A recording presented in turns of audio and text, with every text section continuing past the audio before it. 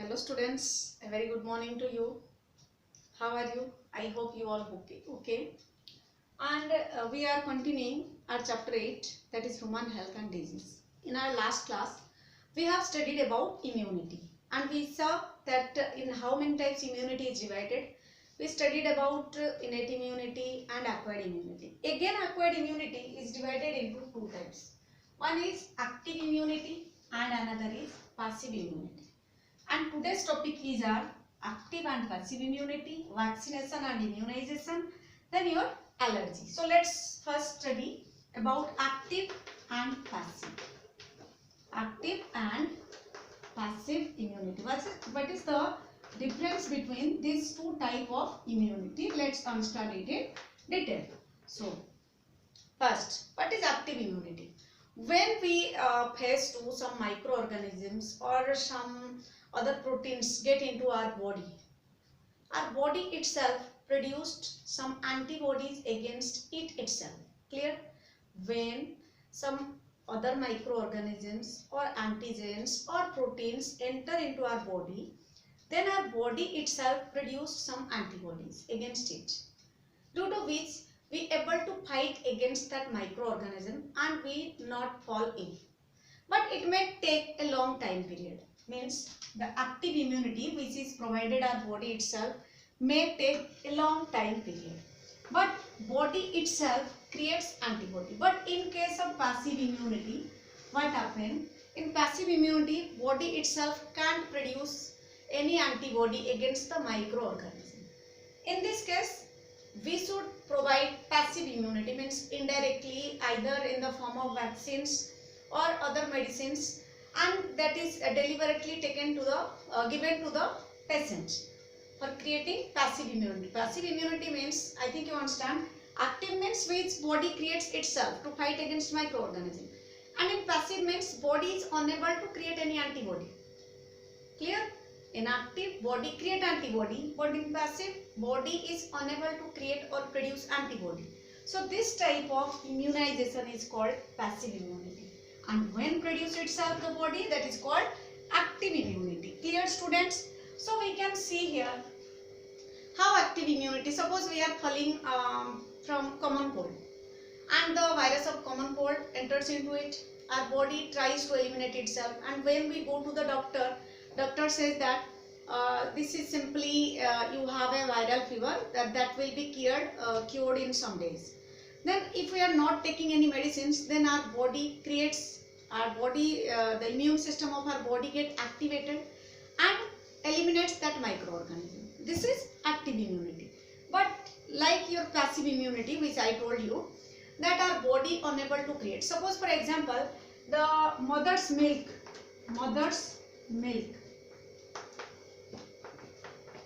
contain colostrum, which already we have discussed. Colostrum, which has the antibody,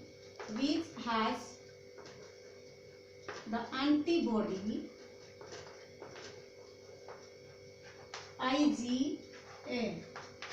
You know about the full form of Ig, immunoglobulin, and IgA is the antibody which is produced from the mother's milk. Means during early lactational period, mother's milk produces this antibody, and when the milk is taken by the infant or newborn child, it gets immunity to fight against the microorganisms. As we know, initially infant have less immune system, that's why mother's milk provides the infant here passive immunity. Clear, students?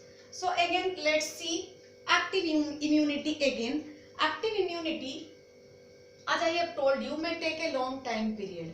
Means we again face many microorganisms again and again, but still our body tries to produce different type of antibodies who are able to fight against that antigens. And you also remember one thing, students, antigen is the foreign microorganism that is harmful, but antibody is created by our body, that is harmless, means that is beneficial. Antibody is produced inside our body, whereas antigens come from outside the body. So our body, when any antigens enter into our body fights against it. It may take a long time period to eliminate that disease or the disease causing microorganism, and it is actively produced by detecting the nature of the antigen. Clear?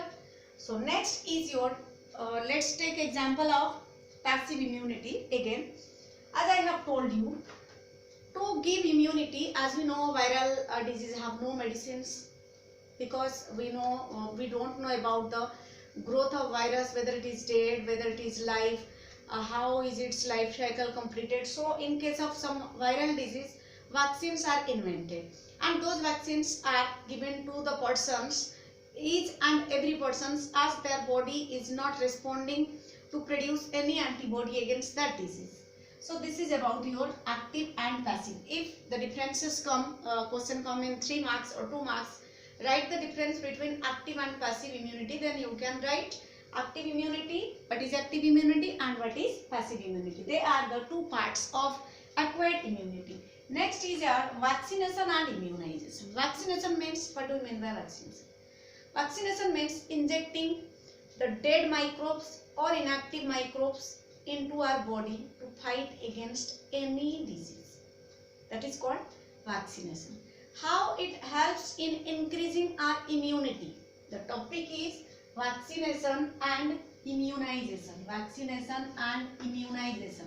Here I told you about vaccination. Vaccinations means, due to recombinant DNA technology, different type of vaccines are discovered or invented.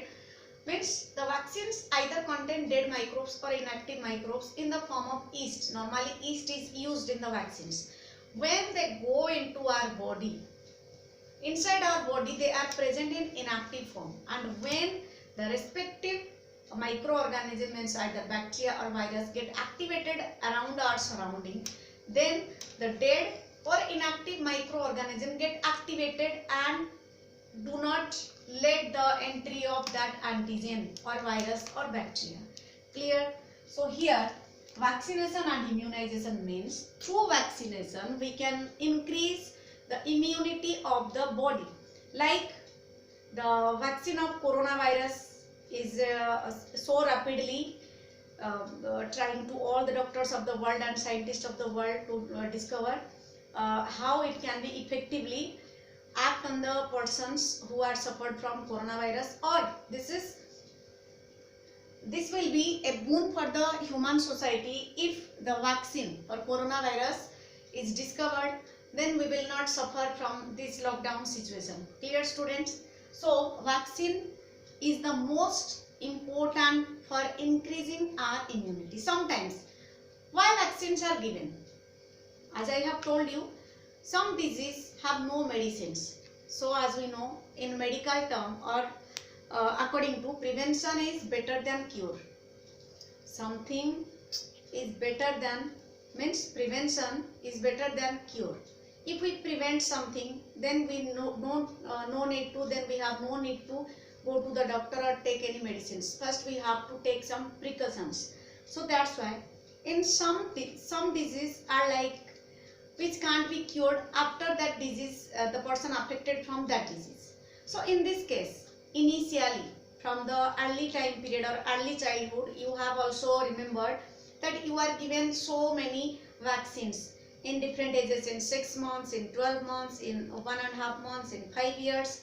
So they are of different vaccines, like your BCG, DPT, diphtheria for diphtheria, whooping cough, polio is the most common vaccines given to all the children in the world, and due to biotechnology, the development of biotechnology, we are able to eliminate the viral disease like polio, in which the disease caused so many defects. It affects normally the legs and hands.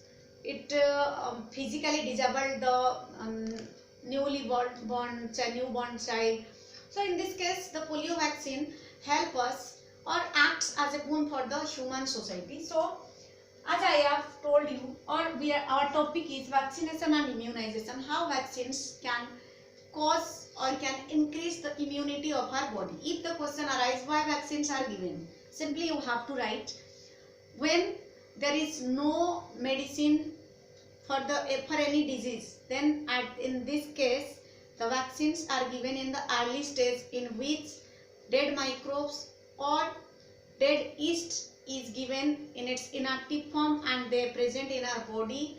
And when the microorganism is actively present in the surrounding or cause disease, then the microorganism, means the vaccine in our body, gets activated and eliminates the foreign antigen and don't allow to get into our body. Here you have also heard about tetanus. Its injection is given within 24 hours.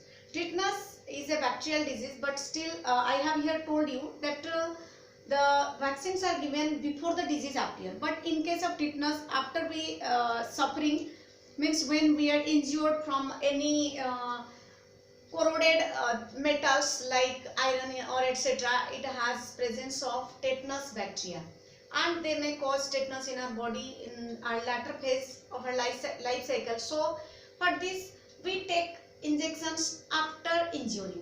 In some cases we take vaccinations before the disease appear, and in some cases after the disease appear.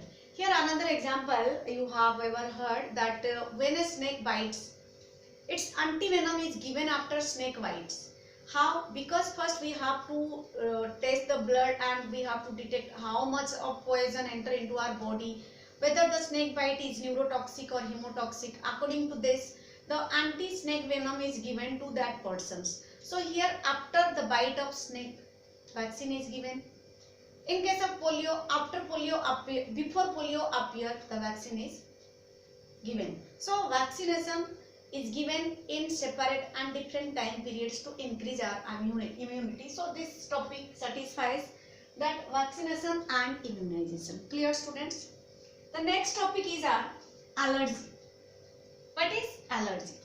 Allergy is something that when enter into our body do not accept it and show some reactions against it, like your sneezing, tearing, means falling of tears from the eyes, tearing, coughing, and problem in respiration, itching and red rashes in the body. These are the symptoms. So simply, how can we define allergy? Students, remember, allergy can be defined as the excreted response of the immune system to certain antigens present in the environment. Some antigens are present in our environment, due to which our body shows some symptoms, and this is possible due to antibody IgE.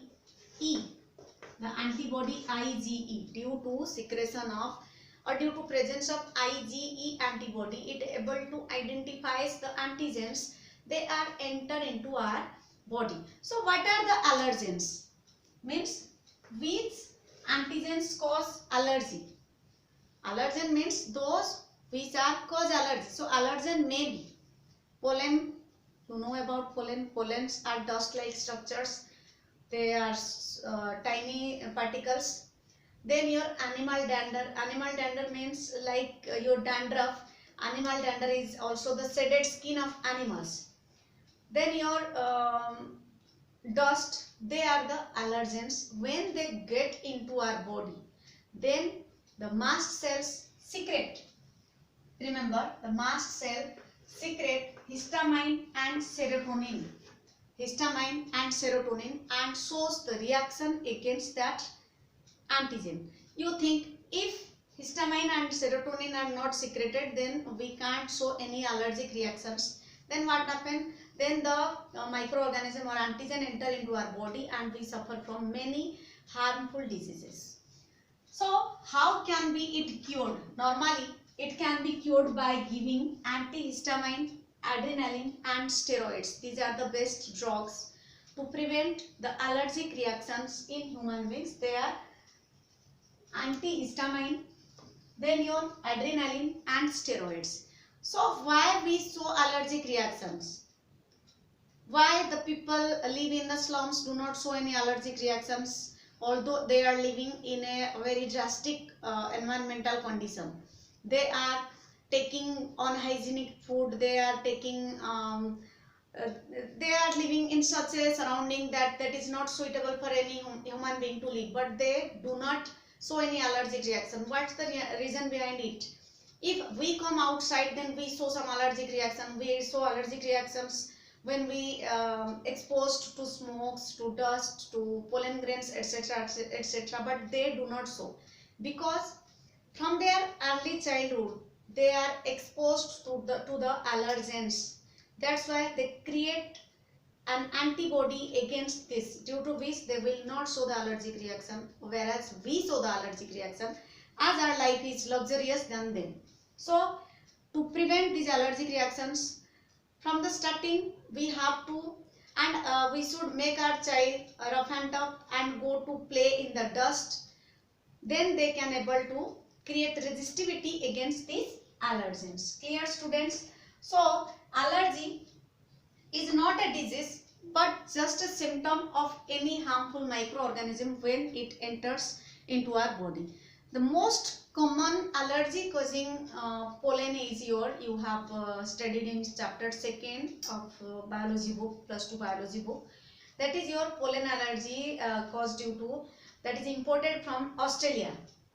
Clear? That is imported from Australia with a C, which is called a weed. That is imported with the wheat, imported with wheat, that causes maximum pollen allergy. Okay, students? So today this is all about your allergy. Next we will study now, that is autoimmunity. Autoimmunity. What is autoimmunity? Autoimmunity means creating immune system itself. Sometimes what happen, the antibodies or the cells present inside our body unable to identify which is its self cell and which is non-self cell. So it start killing its own cells, due to which it falls in disease. Like for example, your rheumatoid arthritis. Rheumatoid arthritis is an autoimmune disease. Clear, students? So autoimmune disease means when cells are unable to identify their own cells and kills them. So example of autoimmune disease is your rheumatoid arthritis, which occurs in the maximum in middle-aged persons. Clear?